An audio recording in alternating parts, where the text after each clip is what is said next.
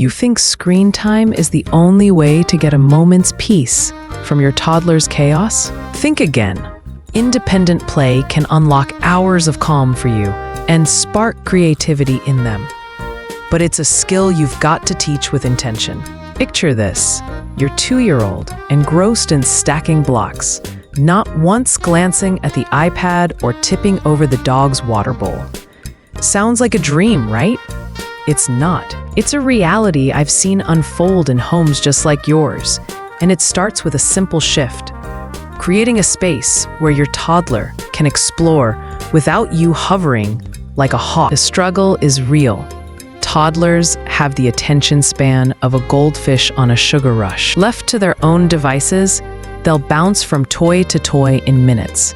Or worse, make a beeline for that one plant you've been nursing for months. I've been there, chasing my 1-year-old away from the kitchen trash while trying to chop onions. Constantly barking, "Don't touch that," doesn't just exhaust you, it stifles their ability to dive deep into play. The fix?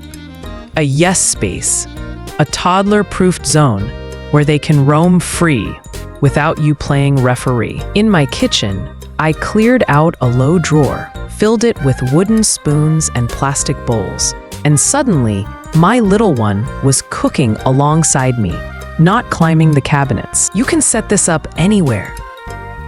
A gated living room corner, a playpen, or even a bedroom with sharp edges taped and outlets covered. The key is safety.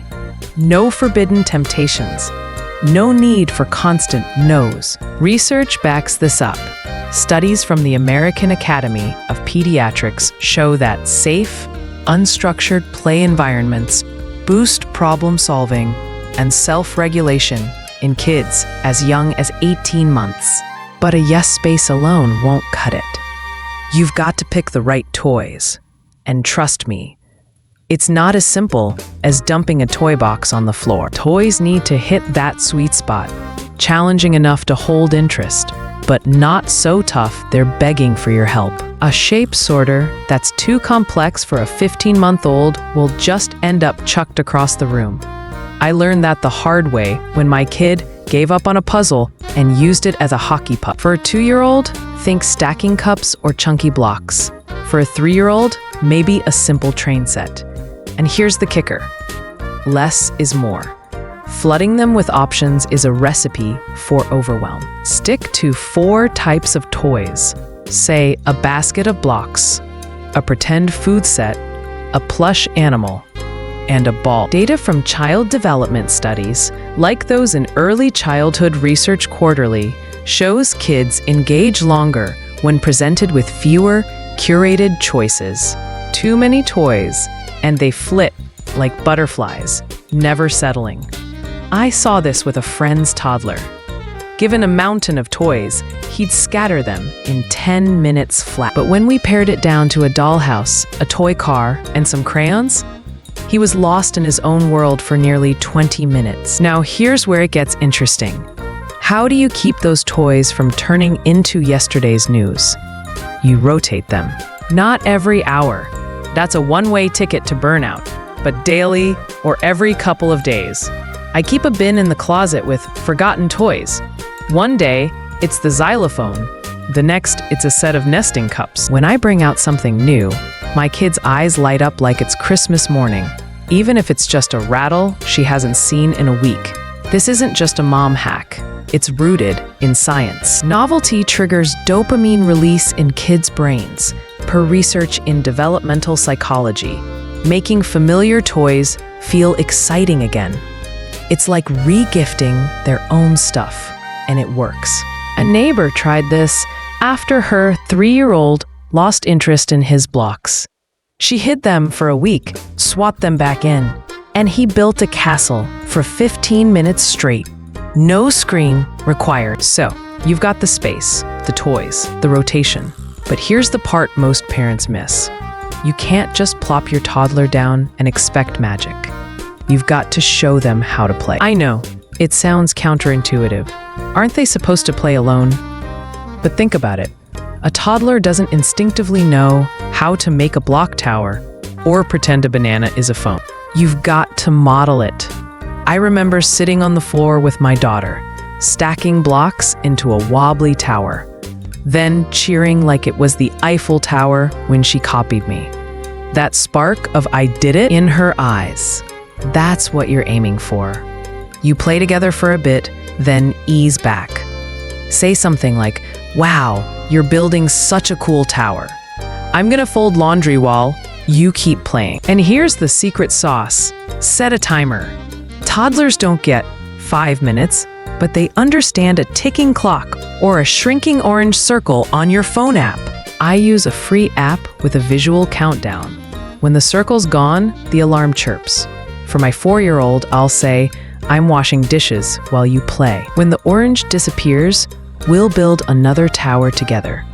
For a younger kid, keep it simpler. Play with your blocks. I'll be back when the bell rings. Start small. 2 minutes, maybe 3. Why? Because a failed attempt, where they're tugging at your leg, whining, "Is it time yet?" kills the vibe. Success breeds confidence. A study from Child Development found that short, positive play sessions increase a toddler's focus over time. For a 2-year-old, expect 4 to 6 minutes per toy. A 3-year-old might stretch to 6 to 9. So with 4 toys, you're looking at 16 to 24 minutes of independent play for a 2-year-old once they get the hang of it. I tested this with my son. First session, he lasted 3 minutes before wandering off. By day 5, he was pushing 12 minutes, happily zooming toy cars. Gradually bump up the time until you hit their limit. Maybe 15 minutes for a 2-year-old, 20 for a 3-year-old. Every kid's different, so watch for cues. Are they yawning, cranky, or eyeing the dog's tail? That's your signal to wrap it up. Here's where it gets emotional. The moment you see your toddler lost in play, not needing you, it's like watching them grow wings. I'll never forget the day my daughter, barely 2, sat there sorting colored pom-poms into cups for a solid 10 minutes. I was folding towels, stealing glances, and her little tongue was sticking out in concentration. That pride, that independence, it's a win for both of you. But here's a curveball. How you cheer them on matters more than you think. We all want to gush, "You're so smart," when they nail. But research from Stanford's Carol Dweck shows that kind of praise can backfire, making kids chase approval instead of effort. Instead, try, "I love how you kept trying to fit that shape in." It's specific, it's about their work, and it builds grit. I switched to this with my son, and the difference was night and day. He started tackling harder puzzles, not just fishing for good job. Consistency is your best friend here. And every session on a high note. When the timer dings, drop everything and join them. "Wow, look at that tower." Or, "You made the car go so fast." Even if you're mid-dish, that moment of connection seals the deal. Do this daily and it becomes routine. My friend, a single mom, swore by this. Her 3-year-old went from needing her every second to playing solo for 20 minutes while she worked from home. No screens, just a basket of Legos and a timer. The payoff? More me time for you and a kid who's learning to think, create, and problem solve. Studies from the National Institute of Child Health show independent play boosts executive function. Skills like planning and focus that set kids up for school and beyond. Ready to try it? Set up a yes space today. Maybe a corner with a gate, a few toys, and no hazards.